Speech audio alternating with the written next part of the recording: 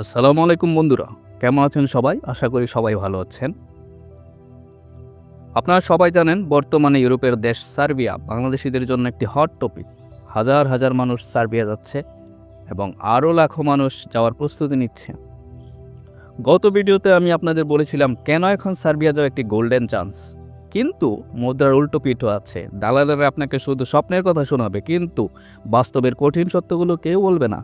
আজ আমি আপনাদের এমন 3টি তিক্ত সত্য বলবো যা না জেনে সার্বিয়া গেলে আপনার লাখ লাখ টাকা এবং ভবিষ্যৎ দুটোই নষ্ট হতে পারে। ভিডিওটি শেষ পর্যন্ত থাকেন, আশা করি আপনাদের উপকারে আসবে। তো চলুন শুরু করি। কাজের ধরন ও অমানসিক পরিশ্রম। প্রথম সত্য হলো সার্বিয়ায় কাজ মানেই হলো হাড় ভাঙা খাটুনি, বিশেষ করে যারা কনস্ট্রাকশন বা রোড কনস্ট্রাকশন কাজে যাচ্ছেন। বাস্তবতা, অনেকেই ভাবেন ইউরোপ মানে এসিতে বসে কাজ, কিন্তু সার্বিয়ায় আপনাকে দিনে 10 থেকে 12 ঘন্টা রোদে পড়ে বা হাড় কাঁপানো শীতে কাজ করতে হতে পারে। ওভারটাইম, কোম্পানি আপনাকে 8 ঘন্টার বেতনে গ্যারান্টি দেবে, কিন্তু ভালো টাকা জমাতে হলে আপনাকে ওভারটাইম করতেই হবে। যারা শারীরিক পরিশ্রম করতে অভ্যস্ত নন তাদের জন্য সার্বিয়া যাওয়া খুব দুঃস্বপ্ন। এখন পরামর্শ হলো আপনাদের জন্য, দেশ থেকে যাওয়ার আগে নিজের ফিটনেস নিয়ে কাজ করুন এবং মানসিক প্রস্তুতি নিন যে আপনাকে কঠোর পরিশ্রম করতে হবে। আবহাওয়া ও ভাষার বাধা। দ্বিতীয় যে বিষয়টি দালালেরা চেপে যায় তা হলো সার্বিয়ার আবহাওয়া। তীব্র শীতকালে সার্বিয়ার তাপমাত্রা -10 থেকে 15 ডিগ্রি পর্যন্ত নেমে যায়। তুষারপাতের মধ্যে বাইরে কাজ করা আমাদের দেশের মানুষের জন্য অনেক সময় অসম্ভব হয়ে পড়ে। অনেক বাংলাদেশি এই শীত সহ্য করতে পারে না, ফলে অসুস্থ হয়ে দেশে ফিরে আসেন। ভাষার সমস্যা। সার্বিয়ার মানুষ খুব একটা ইংরেজি বোঝে না, তাদের নিজস্ব ভাষা সার্বিয়ান।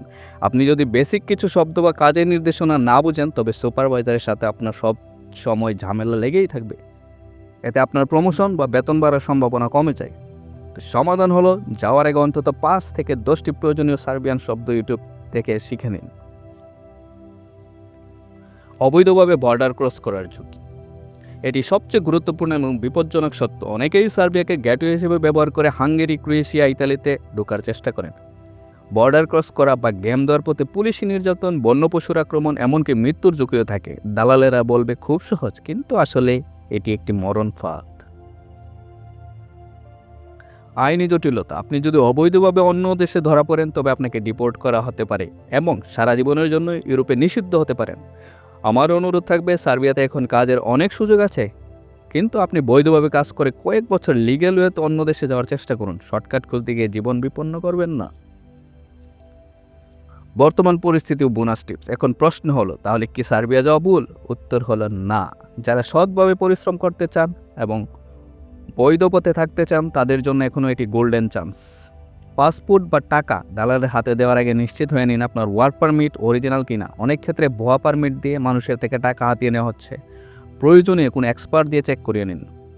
বন্ধুরা, আমি চাই না আপনারা বিপদে পড়ুন। আজ যে 3টি সত্যের কথা বললাম সেগুলো মাথায় রেখে সিদ্ধান্ত নিন। ভিডিওটি যদি আপনার উপকার আসে তবে অবশ্যই লাইক দিন এবং আপনার সেই বন্ধুর সাথে শেয়ার করুন যে সার্বিয়া যাওয়ার কথা ভাবছে।